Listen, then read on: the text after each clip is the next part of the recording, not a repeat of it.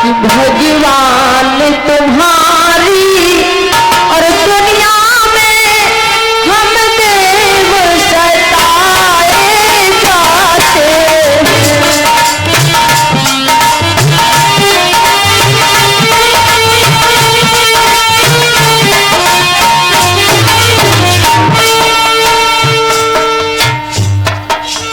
और उसी बीच में परीक्षित जी के द्वारा पावन पुष्पग्रहण समर्पित हो रही है।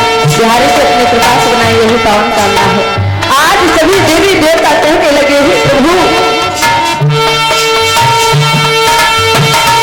भगवान तुम्हारी दुनिया में हम देव सताए जाते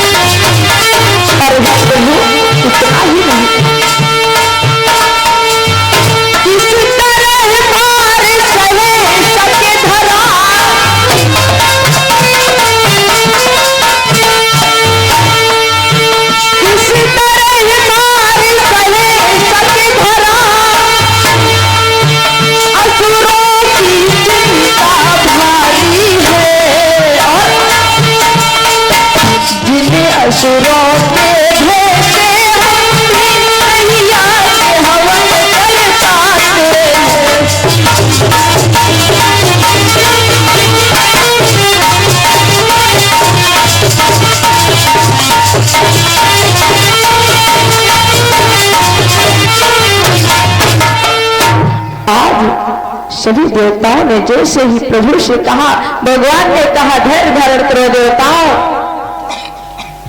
महाराज दशरथ के यहाँ मैं शीघ्र ही अंशों सहित अवतार लेने वाला हूँ, इसलिए तुम जाकर के इस समय पृथ्वी में जाकर के बानर और भालू का भेष धारण करो।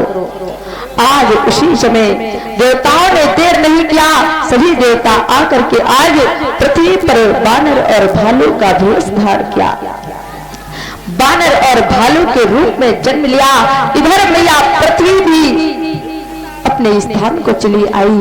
इधर बताया गया है महाराज दशरथ के घर में बुढ़ापा आ गया, काफी समय व्यतीत हो गया, लेकिन किसी भी संतान ने जन्म नहीं लिया।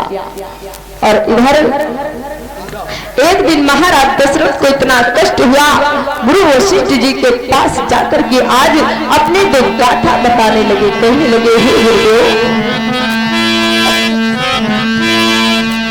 चोर करे हाथ दशरथ ने कि मुनिवर से उतारा है, चोर करे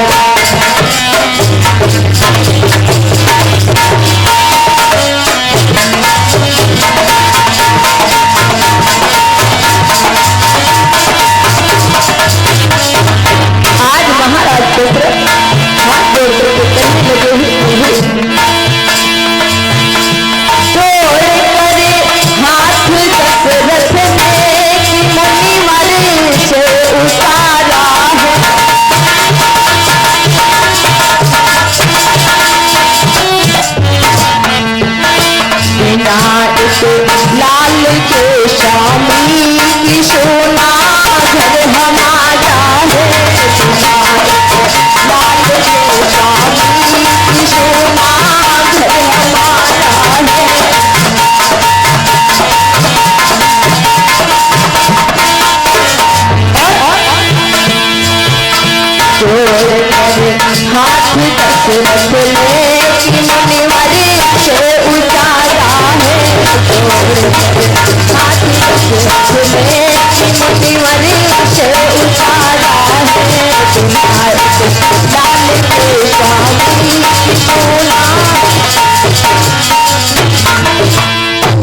आज महाराज दशरथ ने जैसे ही गुरु वशिष्ठ के पास जाकर के कहा, गुरुदेव मेरे घर में धन दौलत अपार है, यहाँ तक कि मैं चक्रवर्ती सम्राट हूँ, लेकिन दुख एक चीज का है, मेरे घर में किसी भी बालक ने जन्म नहीं लिया।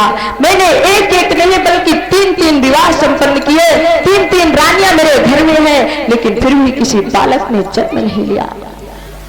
आज गुरु वशिष्ठ कहने लगे, हे राजन धैर्य धारण करो और मैं तुम्हें वचन देता हूं, तुम अपने यहाँ जाकर के महीने में पुत्रेष्ठ यज्ञ का अनुष्ठान करो।